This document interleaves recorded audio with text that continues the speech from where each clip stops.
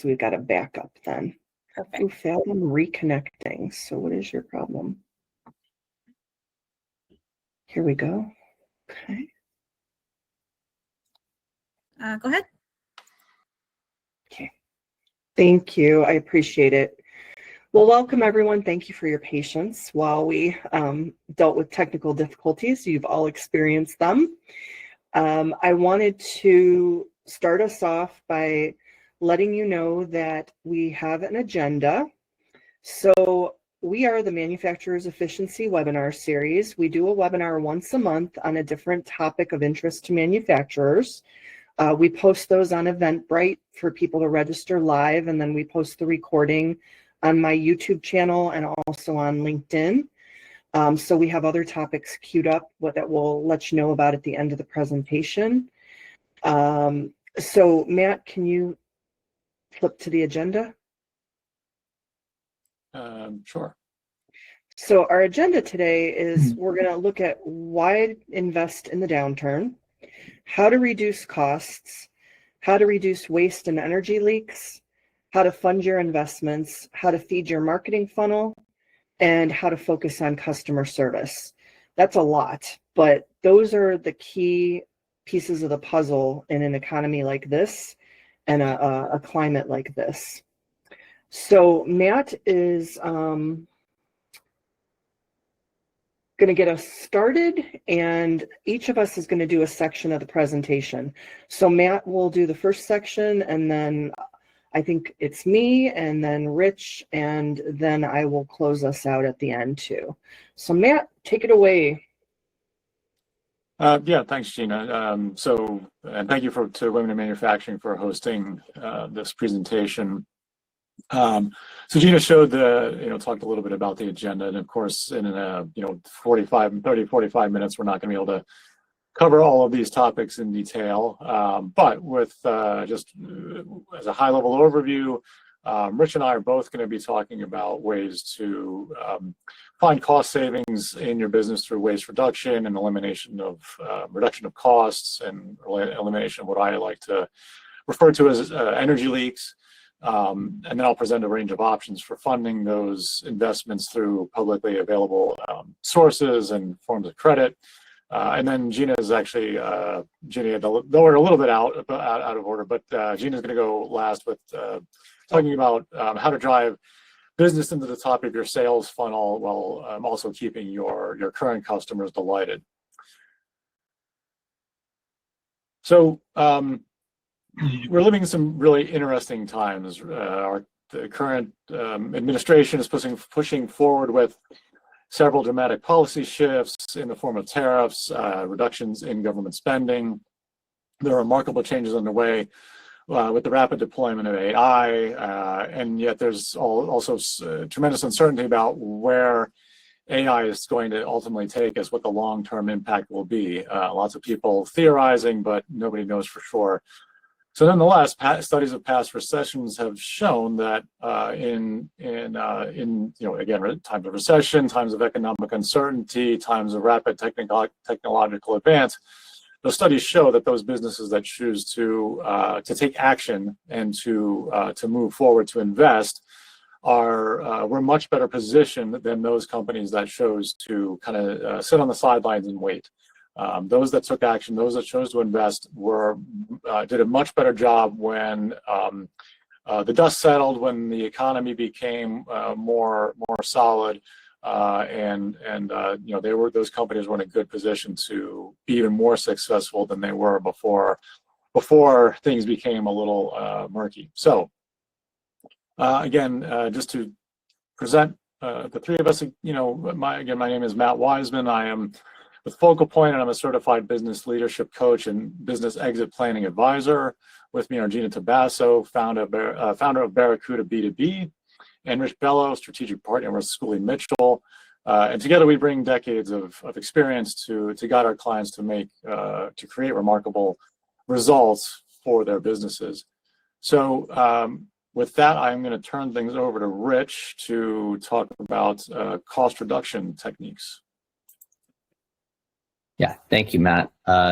Again, Rich Bello, as Matt just introduced me, strategic partner with Schooley Mitchell. Schooley Mitchell, we do cost reduction analysis for our clients, and the main goal is to always make sure that our clients are optimized as best as they can be in various different business expenses. And I've been doing it for 3 years now. Actually, this week was 3 years since I started my franchise. Thanks, Gina. But over the course of some networking, I came in contact with Gina and Matt separately, both with their backgrounds in manufacturing and with my business at Schooley Mitchell. We have a lot of clients in the manufacturing space and have had great results helping manufacturers. When I met both of them, it seemed like a good opportunity to bring the three of us together, knowing that we all kind of focused in different areas to support manufacturers. And that was kind of the seeds of the Manufacturers Efficiency webinar series coming together. And here we are today. So it's good to see the progress that we've made and how we've been able to align our services with each other. But getting to the topic at hand here in regards to reducing costs, now if you want to move to the next slide. Yeah, so with reducing costs and what Matt is going to get into in a little bit in terms of advancing during these uncertain economic times, I think the first thing that you want to make sure that you're doing before any types of investments or using lines of credit is you want to make sure internally that your business is operating as efficiently as possible. And that's where we get into cost reduction strategy and, as you see here, budget pain points. So the thing with budgets is there's a lot of different options, especially I think in manufacturing, a lot of different services, whether it be your logistics or your waste removal or your payment processing, or your materials themselves, your raw materials. There's lots of options from different service providers or different materials providers that you can be spending your budget on. So it makes it difficult to figure out exactly what the perfect decisions are, mainly because we can't just go in, most people at least, I would say probably almost all companies can't just go in with an unlimited budget and say, okay, we want to get the best of this, the best of this, the best of that, and cost isn't an option or it isn't a deterrent. So with that being said, we do have budgets. We do have to stay within those budgets, get under them, and still be efficient and productive. So that's where this whole idea of addressing the budget pain points comes into play. And I have the third bullet there, non-monotone objective function. That's kind of a statistics term. It basically means that when we're discussing budgets, there isn't one thing that you're going to do that's going to have a direct impact on overall efficiency. Like, it's not you spend more in this area, you're automatically going to be more efficient overall. There's going to be counterbalances, and it's more along the lines of adding to one area may impact what happens in another area. So it's not perfect. It's not, there isn't a perfect formula for all this is what I'm trying to get at. So you have to kind of dabble and adjust accordingly to try and make it as efficient as it can be. And the one analogy I like to make in this regard is it's kind of like cooking or a recipe. It's not like baking where there's scientific measurements and you know exactly how much of each ingredient you need to use to get that perfect end result. It's more of, well, let's try a dash of salt, or let's put a sprinkling of cayenne or whatever you might like until you get it to the point where everything is in balance and you're efficient and you're under budget. But even if you get to that point and everything's working well, this last point about it being continuous decision space, things are going to change, whether it's outside conditions that you can't affect or change, you just have to deal with, or it's just the market, the demand for your product or your service goes up. It spikes quickly. So you're going to have to make adjustments, and you're always going to have to be adjusting your budget and the way that you're spending it to be as efficient as you can be. Let me go to the next one, Matt. Okay.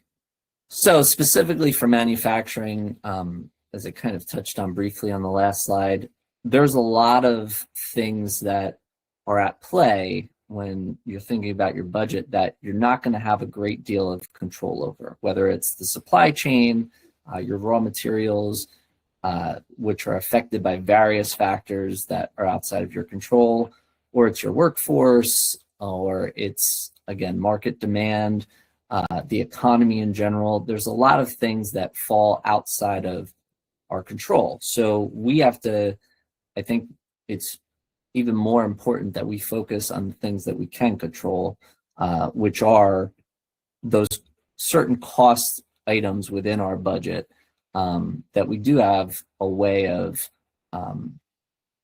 optimizing and making more efficient. And that's what we're going to get into here on the next couple of slides.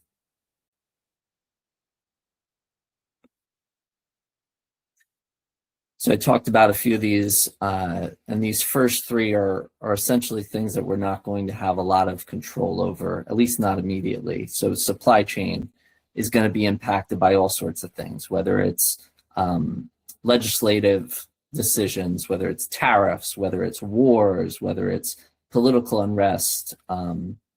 Those are all going to affect our supply chain. But again, that is what it is. There's only so much we could do about that. You're talking about labor, and we know how it's been difficult to find good workers, and especially then to keep them. So we could do the best that we can with whether we're treating our workforce and benefits packages and pay, but at the end of the day, that there's only so much we can do to control that aspect as well.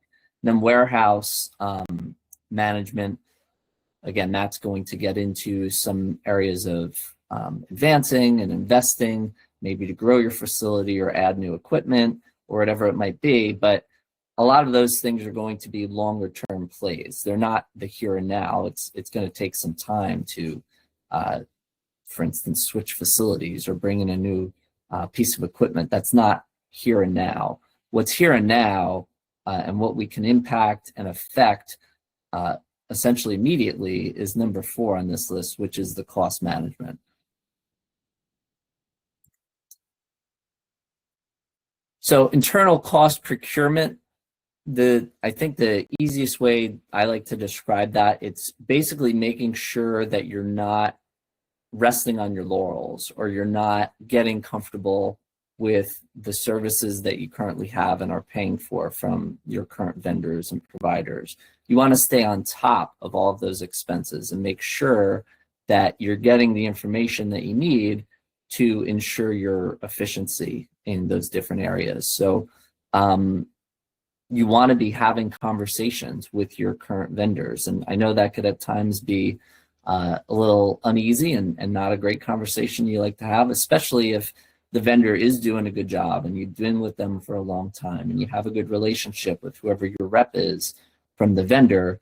You don't want to ruffle feathers, or you don't want to go in there and change everything or make anything uncomfortable. But that's part of this whole cost procurement process, is having some of those difficult decisions or conversations to make sure that your budget is where it needs to be and where it can be in an optimized state. So you want to speak to your current vendor. You also want to speak to other vendors. And I'm sure many of you are approached on a regular basis by other vendors in different services that you use, whether it be logistics or payment processing or your phone system or any number of different things that you already have in place. You're probably constantly being contacted by other providers. So what I'm saying is it's good to have those conversations with alternative vendors just to see what's out there. It doesn't mean necessarily that you're going to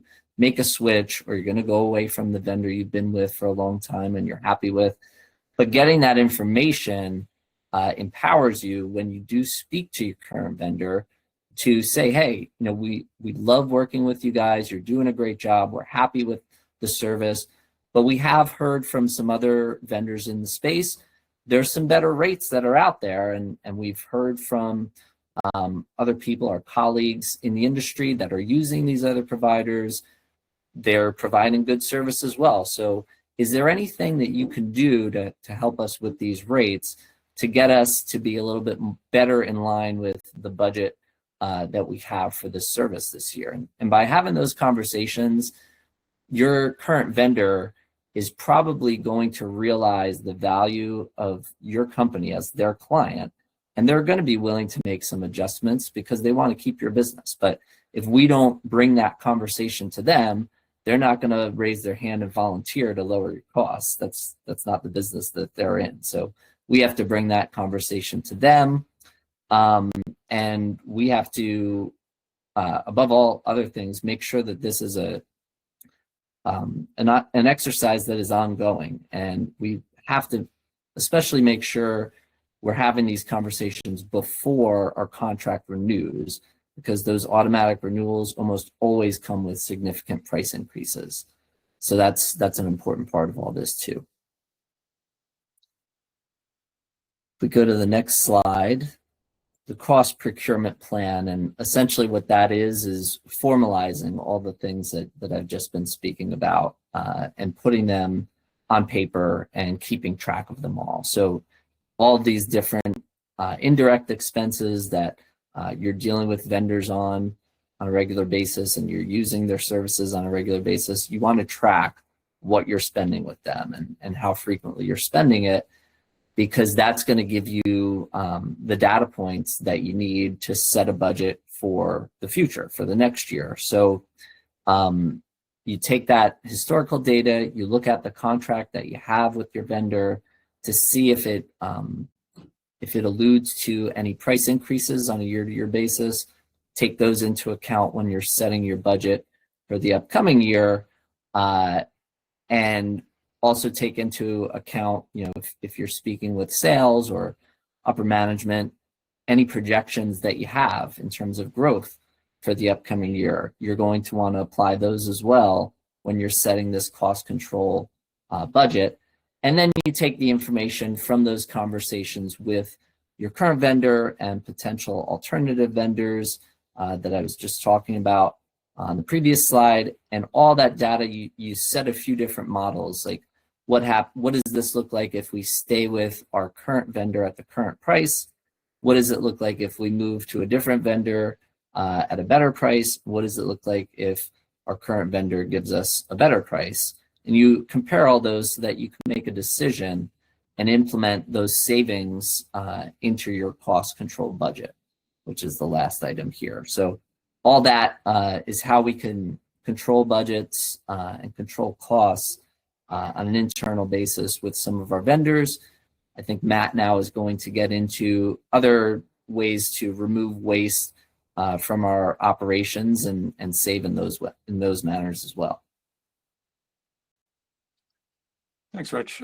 So yeah, before I get into that, I'll just state that of the recommendations, both that Rich has made and that I will make, regardless of what you choose to implement, be sure that you are doing so in alignment with a sound long-term business strategy, so that you are making the most effective use of the investments you're making, and that they support your long-term objectives. So first, I'll talk about reducing waste and energy leaks. If you've not deployed Lean and Six Sigma in your organization, I highly encourage you to do so. The return on investment in properly deploying and investing in those practices is tremendous. The ROI is really substantial when done correctly.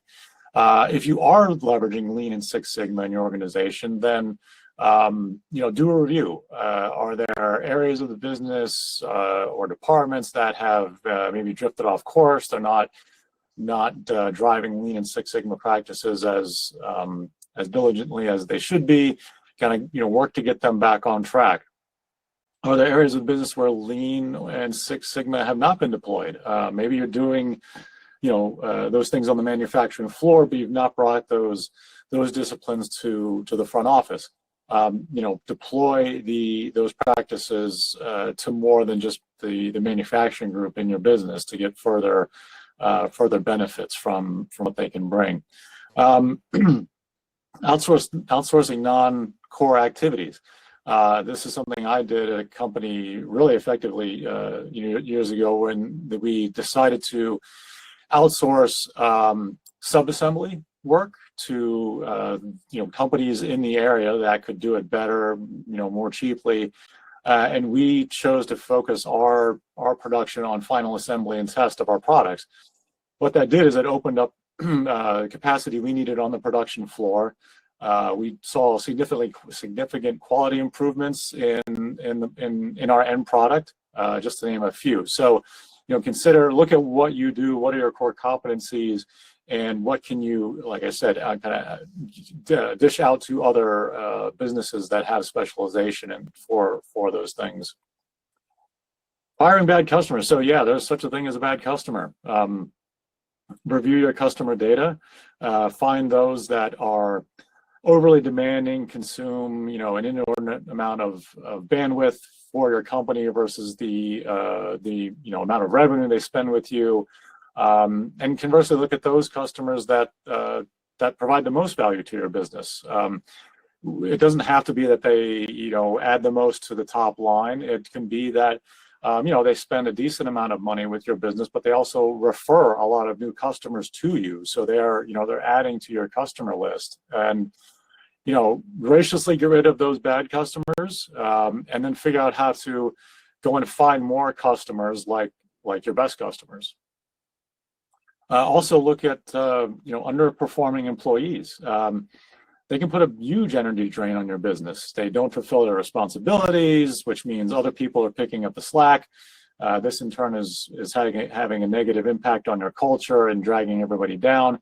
And don't assume that it's just you as the department manager, as the owner, and HR are the only ones who are aware of this problem employee, so to speak. Anybody who's got to interact with that individual knows that they're not pulling their weight, and again, it's putting a drag on the organization. Have a one-on-one with that individual or individuals. Set and document expectations for improving performance. Give them a fixed amount of time to improve, and then take the necessary actions at the end of that time period if objectives are not being met. The overall performance of the business is going to improve, and the culture is going to improve with it. And then finally, just along the same lines, improve or replace your bad suppliers. Almost every company has them, but why they are tolerated in some businesses is a mystery. Again, just like underperforming employees, they're going to put a big drain on your business with poor on-time delivery, poor quality, lack of communication, overcommitment, and the list goes on. But deal with them the same way you would with an underperforming employee. Engage with that supplier, set expectations, set up recurring meetings with them to set up corrective actions and track their progress on them. And in the meanwhile, as Rich discussed, look for alternates and see what they may offer. See if they could be, a significant improvement over your current underperforming suppliers. Hopefully, your current suppliers can turn it around, but if not, you'll have somebody else you can engage with and get started. Again, Rich discussed ways to reduce cost. I presented some ways to reduce waste. So now I want to talk about what to do with those savings. First thing is to take a look at equipment on your production floor that may be a bottleneck. Take a look at outdated equipment, failing equipment, and consider replacing it, upgrading it, refurbishing it, and just run the numbers and see what it's costing you. I worked for a company years ago that they had equipment on their production floor that they bought around the time of the Great Depression, literally. And it was so old they couldn't get replacement parts for the tools when they went down. They had to make their own parts, and they just treated the downtime on the production floor as like, hey, that's just the way it is, rather than spending what really would have been a trivial amount of money to just replace the equipment outright. So don't be like this company. Do an assessment on your production floor, replace equipment that's at past end of life, and make some upgrades, make some replacements. While you're at it, look at your facility itself. Do you hesitate to bring customers into the facility because it's maybe not looking all that great? Is it in need of a fresh coat of paint? Have you simply outgrown the facility? Use some of the money we're talking about here that you've found through cost savings and waste reduction efforts to make some investments in the facility, either to renovate it, do an expansion, or if necessary, relocate. Upskill your employees, right? Put some investment into them by working with HR. Try to come up with an assessment of where there may be some skills gaps. Look at what the future needs of the business may be. Again, going back to that long-term strategy, where is the business headed, and what skills don't exist in the business today to execute on that strategy. And then look for training opportunities or create training in-house to address those gaps and prepare the business, prepare the organization for what's coming in the future. And then finally, I'll touch on Industry 4.0 or Industry 4IR. If you've not heard of this term before, it refers to the coming of a fourth industrial revolution through the convergence of robotics and automation, Internet of Things connectivity, deep data analytics, and of course AI and machine learning, all kind of coming together to bring about another huge advancement across all manufacturing industries. So not all of these technologies are going to be relevant to your business, but it's almost a guarantee that at least one of them will be. And so again, consider putting your investments towards implementing at least one of these things that are relevant.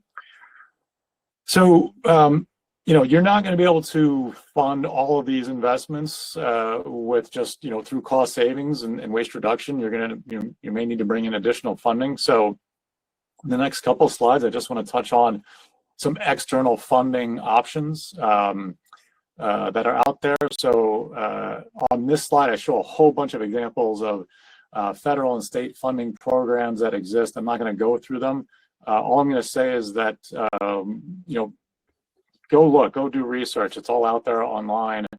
The federal programs that exist, programs for available from your state and local governments around funding employee training, facility updates, equipment purchases. Yes, there's been a lot of turbulence, especially at the federal level, with the administration cutting back on a number of things. But for what I'm presenting here, I know that these programs are still in existence and are active, and there's lots more out there. And then finally, have a conversation with your current bank, with your local bank, see what programs they offer for credit. I will thank my friends at Northfield Bank here in New Jersey, where I'm located. They provided me with this table of various lending programs that they offer to local businesses to support growth. So please, reach out and see what programs they offer. With that, I will turn it over to Gina to talk about methods of driving your marketing efforts for maximum results. Thanks, Matt. Part of why Matt, Rich, and I got together is this like cyclical self-sustaining approach where we look at how do we free up capital we didn't know we were losing that we can reinvest in their business to make money without allocation of existing budget. So we always consult and give tips on how to do that to people. A lot of times people are resistant to moving forward because they think it's going to cost them a lot of money. They've got to find more budget. They've got to make more of an investment. But like Matt said, there are funding sources out there. Rich already talked about cost reduction and how to save tens of thousands of dollars in overcharges and errors in billing. And then what I do is I talk to manufacturers about how do you keep a constant flow of leads in your funnel so that your funnel never taps out and your cash flow ceases. And I see that over and over again. The marketing funnel is top of funnel, people who don't really know you, like you, trust you. You've got to educate them. You've got to bring them along. They're not ready to buy. Middle of funnel, they are considering you. Bottom of funnel, they're ready to close and convert. And manufacturers historically tend to be bottom of funnel focused. Sell organizations. When the bottom of funnel taps out, there's no more leads, there's no more cash flow. And then they panic and hire people like me to try to work miracles to generate all these qualified leads. But the majority of people who come into your funnel are not at the purchase stage. It's a very small percentage that are ready to buy. So I want to talk about how to feed your marketing funnel from a Lean Six Sigma perspective. I have a Lean Six Sigma background. I've got my yellow and green belts. I'm partway through my black belt project, and I've done 7 Lean Six Sigma projects. And anybody in this room, there's a lot of manufacturers in this room, and I know some of you are Lean Six Sigma. And you know, once you see it, you can't unsee it. Like, you filter everything through that lens. Everything is a process improvement, from how you feed your pets, to how you organize your closet, to everything that you do is a process. It can all be improved. So I want to talk about how Lean Six Sigma can be applied to marketing. So I already mentioned, manufacturers especially see marketing as a cost center rather than a revenue generator, primarily because they haven't been doing it strategically. They haven't had a process in place. They either do a scattershot approach, throwing money at the wall, hoping it sticks, or they hire some slick digital agency that takes their money and basically pays for Google ads and tells you if you stop paying them, your leads dry up and you're back to square one.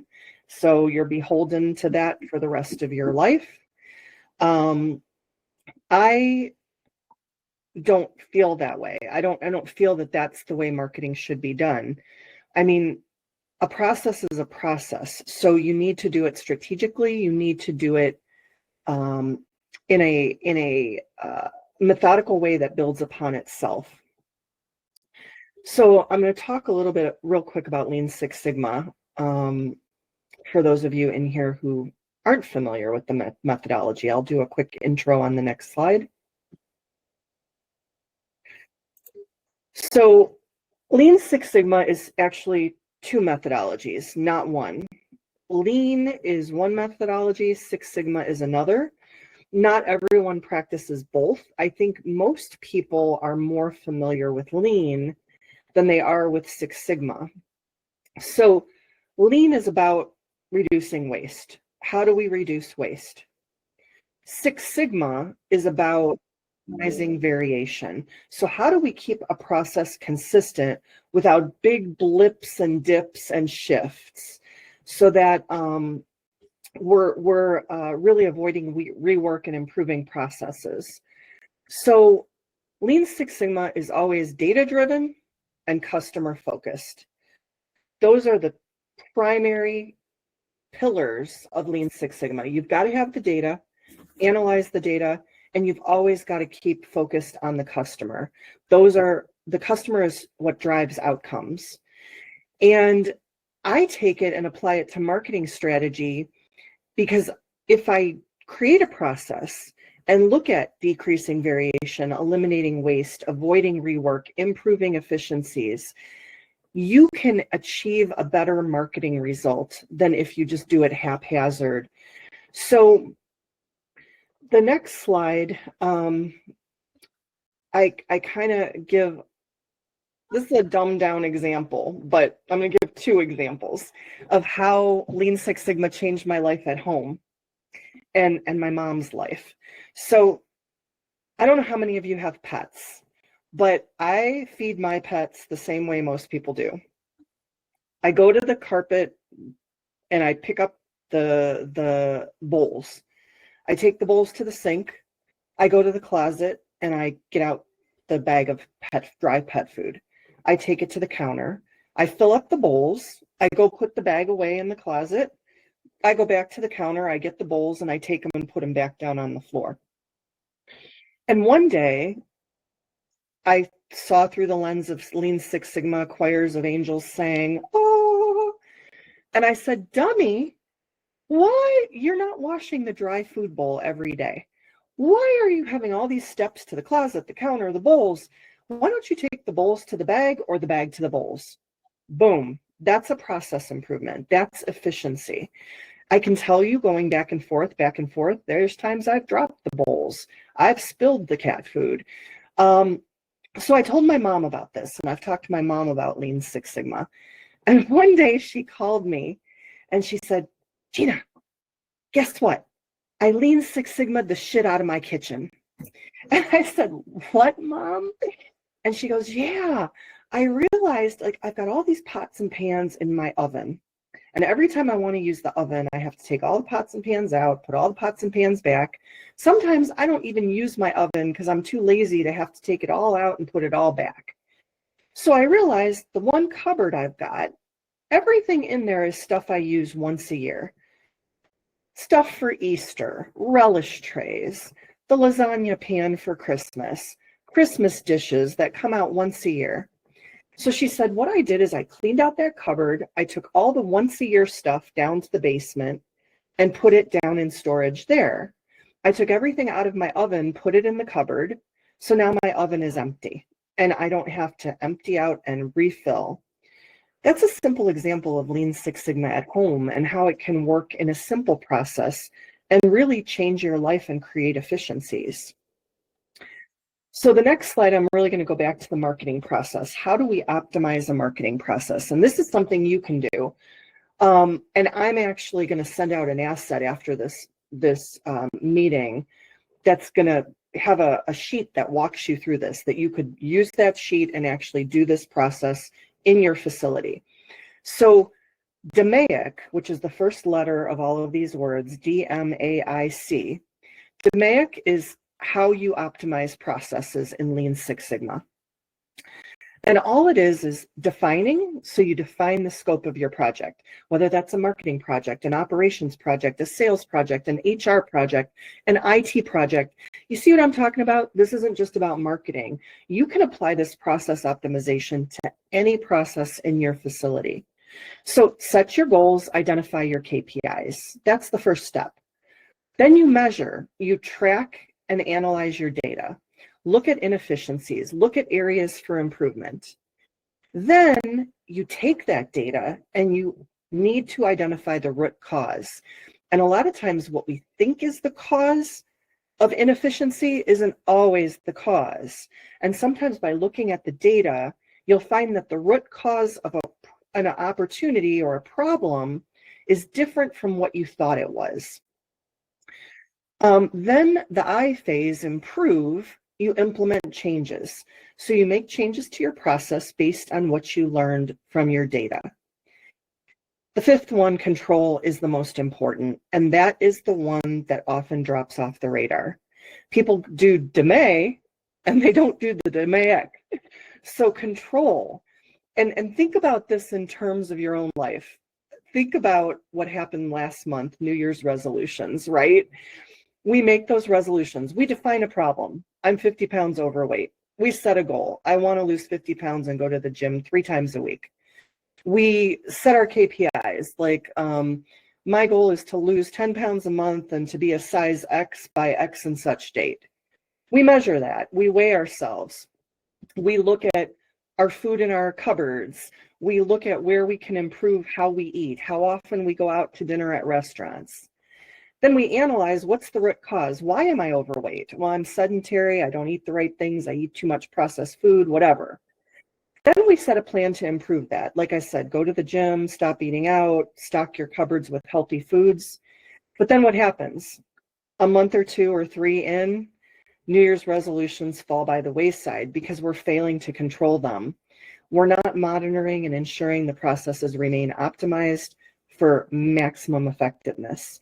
And that's why a lot of times when you change a process and you start doing something different, it ends up slipping back to habit or slipping back to the former process because the new process isn't being controlled. So I tell people that that's the most important step, to make sure you're always refining the process and staying on track. So the next thing I want to talk about is waste. And this is again, any process. I should have got rid of the word marketing. I mean, marketing has nothing to do with it. It's just, that's one of my areas of expertise. But waste elimination in any process, we all have done this. We've wasted time. We've made mistakes and had to redo something and do rework. We have wasted resources, budget, mainly budget and spending and inefficiencies. And we've had defects. And so there have been material wastes because we've had to redo things. So these things happen in marketing too. You can do time-consuming activities that don't contribute to your goals. One thing I've found that is decreasing time waste for me is AI. I have to spend less time on some things because I've learned to use AI to do those redundant, repetitive tasks that used to take me a long time to do on my own. If you have clear processes and procedures, usually you eliminate or decrease the need for rework. If you track your spends and look at your budget, and then you are careful with your resources, and if you keep those measurements and testing in place and you continually control and improve, you decrease errors, and that way you decrease defects. So we want to eliminate these 4 wastes or decrease them as much as we can. So in marketing, sustainable marketing is a long game, and it doesn't happen overnight. On the next slide, it takes time, and a lot of times people want immediate results. We all want immediate gratification. I want leads now. I want sales now. I want things to improve now. I want to save money now. And a process is a process. I always tell my manufacturers to put it in context. Would you go to bed tonight and dream up something you want to manufacture, like a new product, and start making it on your shop floor tomorrow? No, you wouldn't, because you would fail. You're setting yourself up for failure. Same thing with marketing. To be sustainable, you've got to have the data, make data-driven decisions, continually improve. Collaboration is key. I have done webinars recently on aligning sales, marketing, and operations to ensure collaboration, to leverage those 3 teams and keep the customer happy. And the customer is the key, that customer-centric approach and focusing on the customer. So I want to talk about that as we close out, keeping the customers you have. How do you keep those customers happy? How do you make sure they keep coming back and become your advocates? So the way I would do that is focus on outstanding customer service. And what does that mean? Every company is like, oh, we do great customer service. We take care of our customers. We make them happy. But again, do you have the data? Do you have a process? Do you have a feedback loop? Do you have a way to collect that information? So I find most manufacturers, the only customer feedback they get usually is if someone's pissed off or upset or angry, then they send that nasty email to the salespeople or to the operations people, or it's kind of like word of mouth through the salespeople interaction with the customers. You need a feedback lever that is more process and data driven. So you need to get customer feedback, because losing a customer, the cost of acquiring a new customer is way higher than the cost of keeping a current customer. You can also take angry customers who are unhappy with you and turn them into supporters. I have done it. I have done it through this customer service feedback loop. And marketing is the first thing people look at. So I recommend to manufacturers, customer service and marketing should work in tandem. They should be part of the same team.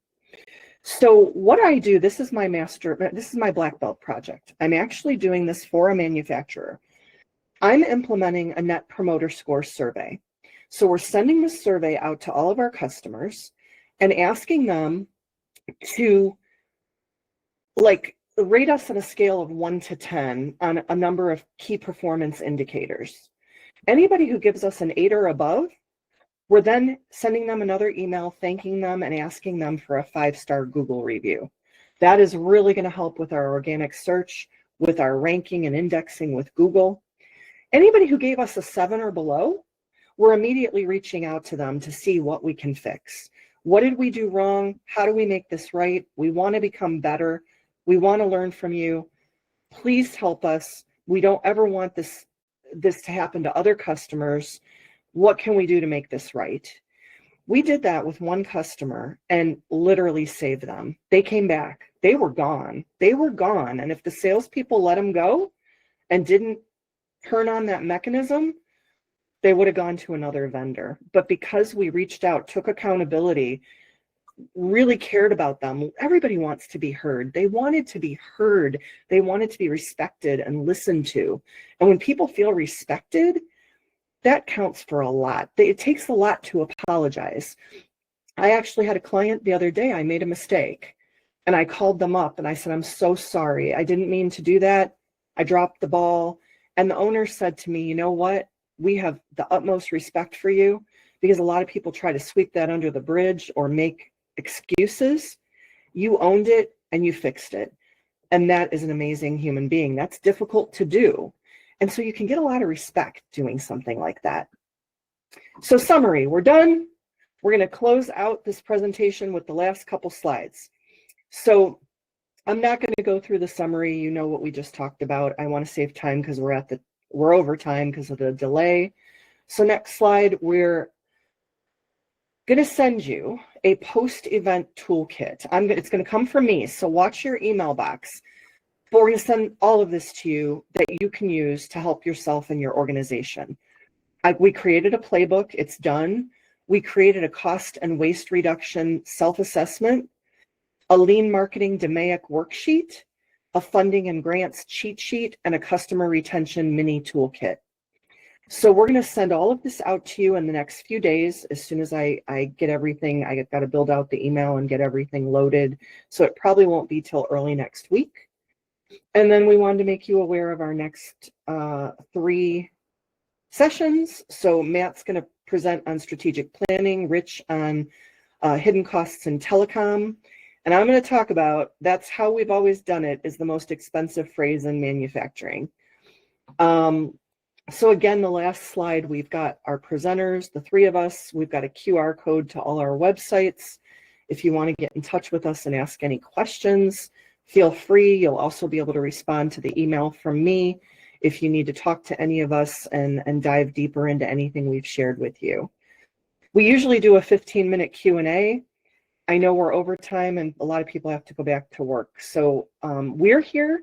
If anybody has any questions, Sarah, do we have time to take those, or should we save those for like an email conversation? If anybody has questions, you can throw them in the chat. I don't see anything coming up yet, but we can wait just another minute or 2.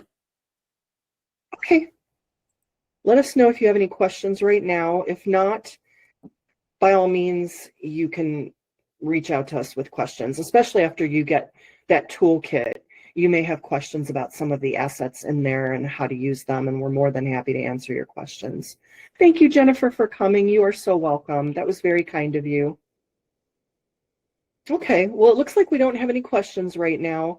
Thank you all for attending. I hope you got some value out of this and something resonated and will help you. We care deeply about manufacturing. Our goal in our careers is to help manufacturing grow and keep it strong in this country. And so we care about all of you and your organizations, and we want to help in any way we can. So always reach out, and we'll hopefully see you again soon at another webinar. Thanks, Jennifer. Thank you. I'm glad it was helpful. Oh, Melissa, thank you. You guys are awesome. Oh, I hope you love the toolkit. Let me know. If you guys hate the toolkit, I'm open to feedback, because I'm the one who built it with the help of Rich and Matt, but I'll take all responsibility if it sucks. And I'll praise them if it's great. Okay, guys. Thank you. Have a great day. Enjoy your day, and have a happy Valentine's Day. You are loved. Thanks, everybody. Thanks, everyone.